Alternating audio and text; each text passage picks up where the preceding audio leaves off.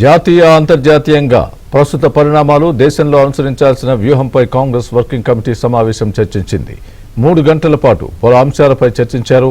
Delhi CWC సమావేశానికి కాంగ్రెస్ అగ్రనేతలందరూ హాజరయ్యారు. తెలంగాణ ముఖ్యమంత్రి రేవంత్ రెడ్డి సహా కర్ణాటక ముఖ్యమంత్రి సిద్ధరామయ్య, హిమాచల్ ప్రదేశ్ ముఖ్యమంత్రి సుఖ్వీందర్ సింగ్ తదితరులు కూడా భేటీలో పాల్గొన్నారు. మహిళా రిజర్వేషన్ బిల్లు, నియోజకవర్గాల పునర్విభజన, పశ్చిమాసియాలో నెలకొన్న సంక్షోభంపైన చర్చించారు.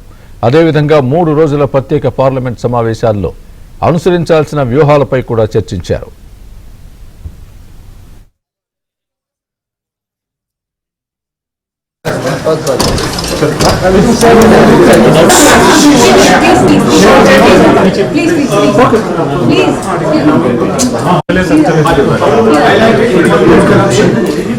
Thank you. Really got thank you.